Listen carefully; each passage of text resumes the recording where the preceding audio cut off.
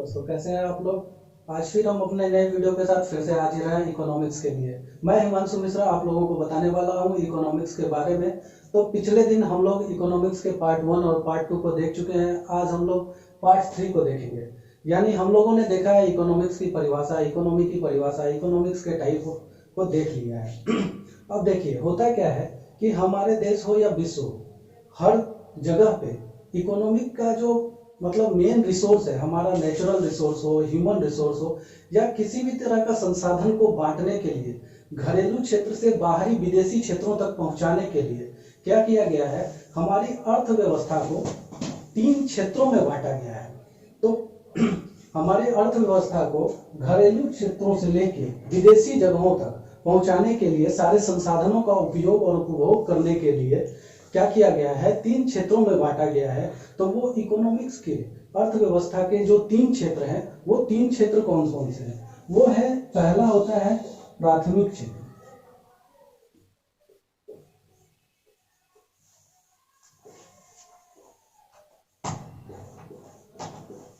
दूसरी होती है द्वितीयक क्षेत्र,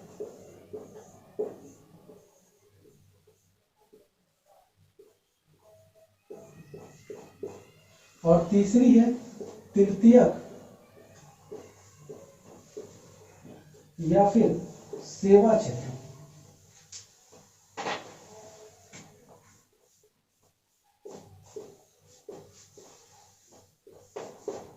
क्या बताया मैंने कि आर्थिक क्रिया यानी कि हमारे देश में या फिर किसी भी देश, पूरे विश्व में जितने भी मानव संसाधन है या फिर प्राकृतिक संसाधन है, उन संसाधनों का उपयोग करने के लिए अर्थव्यवस्था के 3 क्षेत्रों को बांटा गया है, उन संसाधनों का सही तरह से उपयोग करने के लिए। तो सही तरह से जब उपयोग करना है और हम लोगों ने अर्थव्यवस्था को 3 क्षेत्र में बांटा है, तो इन तीनों क्षेत्रों का कुछ ना कुछ दायरा होगा। ठीक है, तो चलिए हम लोग पहले जानते हैं प्राथमिक क्षेत्र के बारे में। तो बाकी दोनों को हटाते हैं और पहला कौन आता है, हमारा प्राथमिक क्षेत्र आता है, यानी प्राइमरी सेक्टर जिसको बोला जाता है।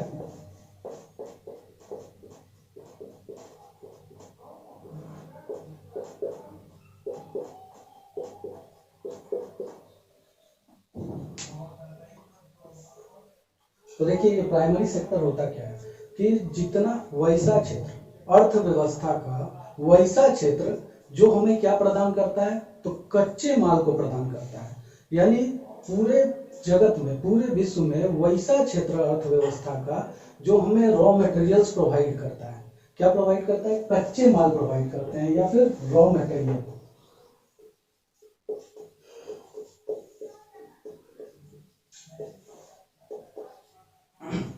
कच्चे माल हमें प्रोवाइड करते हैं। तो वो कौन से क्षेत्र के अंदर आते हैं? वो अर्थव्यवस्था के प्राथमिक क्षेत्र के अंदर में आते हैं।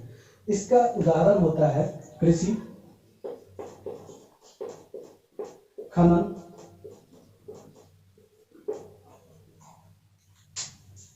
मछली पालन या फिर मत्स्य पालन,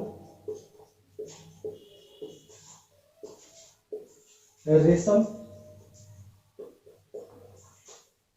पालन। ये सारी चीज एक तरह से देखा जाए तो आप सभी चीजों को देखते होंगे क्या कि खेती के अंदर आता है। ये कृषि हो, मत्स्य पालन हो, रेशम पालन हो या फिर दूध उत्पादन है, वो सारा चीज हमारे किस में आता है? कृषि के अंदर ही आता है। और कृषि, ये सारा चीज हमें कहीं ना कहीं से, किसी ना किसी तरीके से रॉ मटेरियल प्रोवाइड करता है। कृषि के थ्रू हमें गेहूं मिलता है, चावल मिलता है और भी बहुत सारे चीज मिलते हैं। खनन में हमें कोयला मिलता है, लोहा मिलता है, सोना मिलता है, जो कि एकदम प्राइमरी सेक्टर में आता है और ये एकदम कच्चा माल है। मत्स्य पालन के द्वारा हमें मछलियां मिलती हैं, रेशम पालन से हमें रेशम के कीड़ों से सिल्क या सूत मिलता है कपास के थ्रू।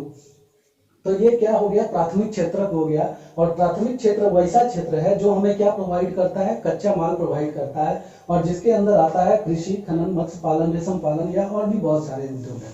ठीक है, तो सीधी सीधी बात है, अर्थव्यवस्था का वैसा क्षेत्र जो हमें क्या प्रोवाइड करता है? कच्चा माल प्रोवाइड कराता है, प्राथमिक क्षेत्र कहलाता है। अब दूसरा क्षेत्र जो हमारा था वो क्या था? द्वितीयक क्षेत्र यानी सेकेंडरी सेक्टर। अब देखिए जब हमारे पास कच्चे माल आ गए तो कच्चे माल को फिनिश गुड्स में भी तो तब्दील करना होगा, यानी एकदम फाइनल गुड्स भी तो हमें चाहिए। कच्चे माल से जब फाइनल गुड्स बनाता है, दूसरा कौन है, द्वितीयक क्षेत्र।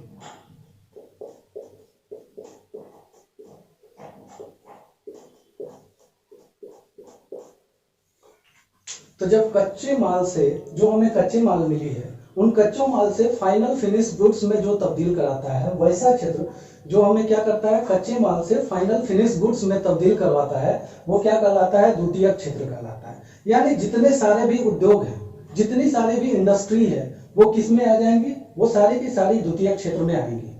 अब देख लो, लोह उद्योग, लोह उद्योग क्या करता है, कच्चे लोहों को मंगाता है और उससे क्या करता है, लोहे की पटरी बनाता है, लोहे का ट्रेन बनाता है, या फिर बहुत सारा अलग अलग तरह का मशीनरीज बना देता है। और तो और बहुत सारा छोटा छोटा उद्योग भी है, जैसे कि आलू का चिप्स बनता है, ठीक है, कृषि से लाया हुआ आलू क्या हुआ, चिप्स में तब्दील हो गया। खनन के थ्रू लाया हुआ लोहे का जो कच्चा माल था रॉ, वो क्या हो गया, मशीन्स में तब्दील हो गया, ट्रेन की पटरी में तब्दील हो गया, ट्रेन के डब्बे में तब्दील हो गया। और फिर रेशम उद्योग से लाया हुआ जो रेशम है, वो क्या हो गया, कपड़े में तब्दील कर दिया गया उद्योग के माध्यम से। और मत्स्य पालन में जो मछलियां बनी है, वो फिश फ्राई में तब्दील हो गया। तो वैसा क्षेत्र क्या करता है, कच्चे माल जो भी हमें मिले हैं, उन कच्चे मालों को सारा का सारा तब्दील करके एक फाइनल फिनिश गुड्स प्रोवाइड करता है। तो ये, इसके बारे में हम क्या कह सकते हैं कि ये हमें फिनिश गुड्स प्रोवाइड करता है।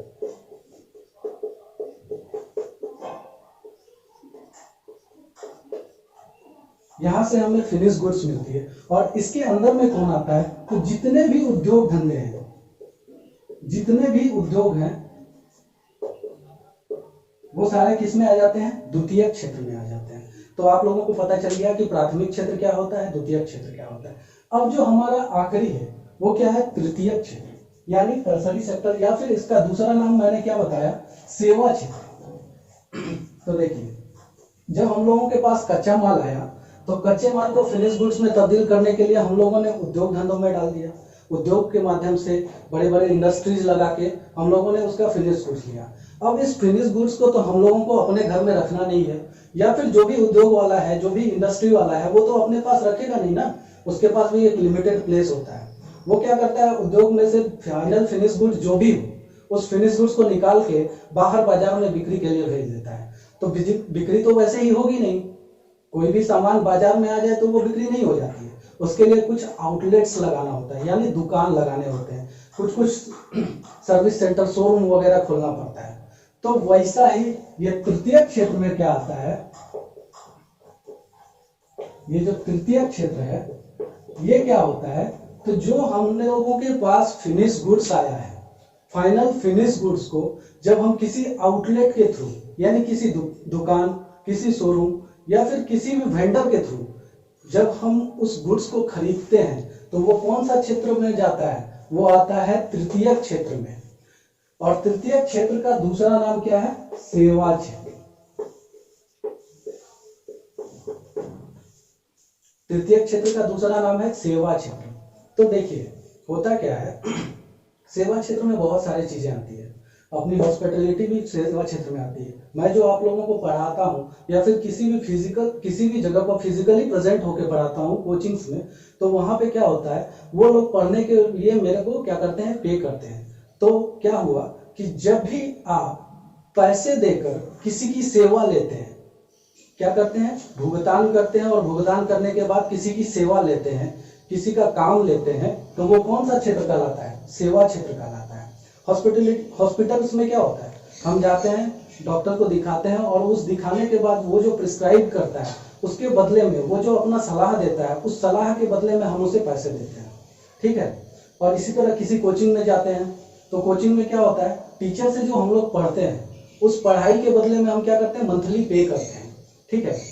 या फिर टेलीकॉम सेक्टर है, जैसे आप रिलायंस जियो यूज करते हैं, तो वो सारा क्या है, टर्सरी सेक्टर या तृतीयक क्षेत्र, सेवा क्षेत्र, इसका उदाहरण आता है। यानी कि जब आप किसी भी सेवा या फिर किसी भी चीज के लिए क्या करते हैं, पे करते हैं, किसी को पैसा दिए और बदले में क्या लिए हैं, उससे मदद ली है, तो उसको कौन सा क्षेत्र कहा जाएगा, सेवा क्षेत्र कहा जाएगा।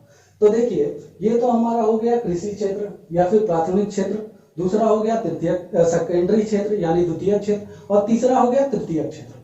या सेवा क्षेत्र। अब देखिए होता क्या है, अपने भारत की इकोनॉमी की बात की जाए तो अपने भारत में हम लोग तो जानते हैं कि भैया भारत जो है वो एक कृषि प्रधान देश है।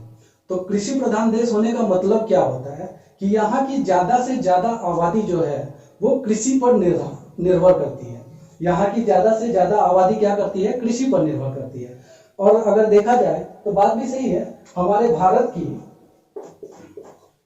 लगभग 55% जो आबादी है वो कृषि पर एकदम फुल्ली डिपेंडेंट है। 55% आबादी जो है वो कृषि पर डिपेंडेंट है। लेकिन ये बताइए, प्राथमिक क्षेत्र में कृषि आता है और हमारा भारत जो है वो पूरा का पूरा एक तरह से कहिए तो कृषि पर ही डिपेंडेंट हो गया। अब कृषि पर डिपेंडेंट होने के कारण बावजूद क्या कृषि वाले क्षेत्र में जो लोग काम करते हैं उनकी आर्थिक स्थिति बहुत अच्छी है? जो किसान लोग हमारे काम करते हैं, किसान की जो स्थिति है वो अच्छी स्थिति होती है क्या? नहीं होती है। वो लोग आर्थिक रूप से कमजोर होते हैं। ठीक है, यानी कहने का मतलब ये है कि अगर किसी क्षेत्र में, किसी देश में केवल और केवल प्राथमिक क्षेत्र आ जाए, यानी केवल और केवल कृषि पर वो डिपेंडेंट हो जाए, तो उसकी अर्थव्यवस्था उतनी ज्यादा समृद्ध नहीं हो पाती है, उतना ज्यादा वो धनी नहीं हो पाता है। तो आखिर में ये सवाल आता है कि किसी भी अर्थव्यवस्था में कौन सा क्षेत्र हो, कौन सा क्षेत्र हो, प्राथमिक हो, द्वितीयक हो या तृतीयक हो, तो कौन सा ऐसा क्षेत्र होना चाहिए ताकि वो जो देश है वो काफी ज्यादा तरक्की करे, काफी ज्यादा समृद्ध हो जाए। तो आप लोग देखते होंगे कि जो तृतीय क्षेत्र है ना, सेवा क्षेत्र, वो भी जहां है वहां बहुत ज्यादा समृद्ध हो चुका है वो देश, तभी वो तृतीय क्षेत्र की तरफ चला गया है। कोई भी देश जो आज गरीब है वो किस क्षेत्र के अंदर आता है, तो प्राथमिक क्षेत्र के अंदर आता है। जैसे अगर दक्षिण अफ्रीका का बहुत सारा जो देश देखा जाए, युगांडा ले लीजिए, कंपाला वगैरह जो है, रवांडा है, वो सारा लोग किस पे डिपेंडेंट है, तो टोटली एग्रीकल्चर पे डिपेंडेंट है। अब द्वितीय क्षेत्र में क्या होता है, हम लोगों ने जो फाइनल फिनिश गुड्स निकाला है, जो भी हम लोग को रॉ मटेरियल मिला था उसको हम लोगों ने तब्दील कर लिया और फाइनल फिनिश गुड्स ले लिया। तो सवाल मेरा पूछने का ये था कि आखिर में कौन से अर्थव्यवस्था में कौन सा क्षेत्र ज्यादा महत्वपूर्ण है? हमारे भारत में लोग कृषि पर है निर्धारित हैं तो ज्यादा गरीब है, लेकिन इसके बावजूद भारत का जो तृतीय क्षेत्र है, सेवा क्षेत्र है भारत में, उसमें मात्र 10 से 15% आबादी काम करती है। सेवा क्षेत्र में कितने प्रतिशत आबादी काम करती है, तो 10 से 15% आबादी काम करती है। और 10 से 15% आबादी की जो स्थिति है, आर्थिक स्थिति, वो काफी अच्छी होती है। आप देख लो, जो जियो का मालिक है वो काफी ज्यादा पैसों वाला है, या फिर जिसने आउटलेट लगाया है उसकी स्थिति किसान से तो अच्छी है। ठीक है, जो कोचिंग में टीचर है उनकी स्थिति भी किसान से अच्छा है। ठीक, तो सवाल ये आता है क्या प्राथमिक क्षेत्र से के मुकाबले तृतीय क्षेत्र ज्यादा महत्वपूर्ण है या फिर द्वितीय क्षेत्र ज्यादा महत्वपूर्ण है? तो हम लोग अभी इसी टॉपिक पे डिस्कस करने वाले हैं कि आखिर में किसी अर्थव्यवस्था में कौन सा क्षेत्र ज्यादा महत्वपूर्ण है। किसी भी अर्थव्यवस्था में कौन सा क्षेत्र ज्यादा महत्वपूर्ण है, इसके लिए हेडिंग डाल देते हैं।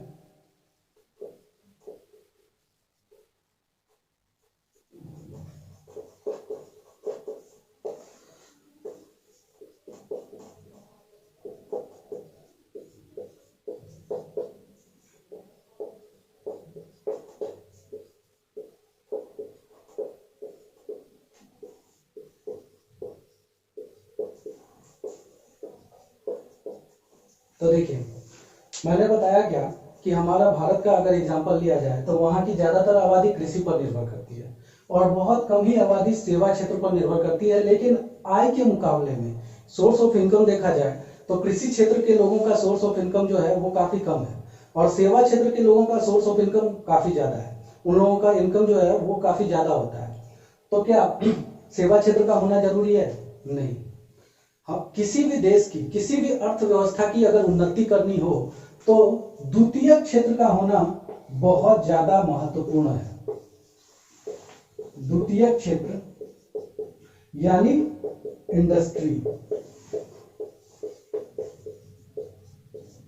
उद्योग धंधों का होना बहुत जरूरी है। कैसे? तो इसके लिए एक एग्जाम्पल लेते हैं, ठीक है। नॉर्मली हम लोग अपने घर में भी देखते हैं, बच्चों को ना लेस बहुत पसंद आता है, लेस कुरकुरे ये सब काफ़ी ज़्यादा पसंद करते हैं। तो लेस का ही एग्जाम्पल लेते हैं। वैसे नॉर्मली अगर मार्केट में देखा जाए तो आलू कितने रुपए की आती है? यही 16 रुपये, 18 रुपये, 20 रुपये, ज़्यादा से ज़्यादा 40 रुपये तक जाती है, ठीक है। 40 रुपये की आलू अगर हम लेते हैं तो उसमें कम से कम 12, 15 या 20 तक आलू रहती है संख्या में। लेकिन हम लोगों का बच्चा जो लेस खाता है, लेस का वजन कितना होता है? तो मात्र 25 ग्राम या फिर 20 ग्राम। वो लिखता क्या है? 5% एक्स्ट्रा, यानी 21 ग्राम हो गया। और दाम कितना होता है? 5 रुपये। अब आप अनुमान लगा लीजिए कि उस 20 या 25 ग्राम आलू का कीमत हम लोग क्या पे कर रहे हैं? 5 रुपया पे कर रहे हैं। जबकि हम लोगों का यहाँ पे कितना होना चाहिए था? अगर देखा जाए तो यहाँ पे अगर 25 रुपये के हिसाब से भी देखते हैं तो लगभग 1 रुपये के आसपास होना चाहिए था, ठीक है। तो आप ये देखिए, एक आलू को वो क्या करता है? फाइनल फिनिश गुड्स क्या बनाता है? लेस बना के उस 1 रुपये के आलू को वो 5 रुपये में बेचता है। यानी हमारे पास 4 रुपये का प्रॉफिट अर्न करता है हमारे से। अब ये तो एक छोटा सा एग्जांपल हुआ। इसी तरह से अगर हम आयरन या फिर किसी खनन के क्षेत्र में देखें तो जो आयरन होता है, अभी आप अगर लोहे को बेचने जाएंगे तो किलो के हिसाब से कोई भी रॉड उखाड़ के ले जाइए घर से और उसको किलो में बेच दीजिए तो यही कोई 60-70 रुपये किलो जाएगा। लेकिन उसी रॉड्स को वो क्या करता है? इंडस्ट्री के माध्यम से, उद्योग के माध्यम से एक मशीन में कन्वर्ट करके बहुत ही बड़ी कीमत में बिक्री करता है। थोड़ी बहुत लोहे को कलेक्ट करता है, लोहे को कलेक्ट करके वो इंडस्ट्री के माध्यम से क्या करता है? मशीन्स में कन्वर्ट कर देता है, गाड़ी में कन्वर्ट कर देता है, ट्रेन की पटरी बना देता है, ट्रेन का जो स्पेयर्स होता है वो बना के वो काफी महंगी कीमत में उसको बेचता है। यानी कि आप सीधी तरह से देख पा रहे हैं, जिस अर्थव्यवस्था में द्वितीयक क्षेत्र काफी ज्यादा होता है, द्वितीयक क्षेत्र का इन्वॉल्वमेंट जो होता है बहुत ज्यादा हो, तो वो अर्थव्यवस्था काफी ज्यादा बूम करती है। अभी चाइना के बारे में ही देख लीजिए, वो पहले क्या था? प्राथमिक क्षेत्र पर निर्भर करता था और प्राथमिक क्षेत्र पर निर्भर करने के कारण उसकी जो अर्थव्यवस्था थी काफी कमजोर थी। और कमजोर होने के बाद लेकिन उसकी जनसंख्या तो काफी बढ़ रही थी। और इसके बाद उन लोगों ने क्या किया? अपने उद्योग धंधे पर, सेकेंडरी सेक्टर पे उन लोगों ने काफी ज्यादा महत्वपूर्ण काम किए, उस पर काफी रिसर्च किया। और आज देख लीजिए, जो चाइना है वो पूरे विश्व में अपना एक स्थान बना के रखा हुआ है।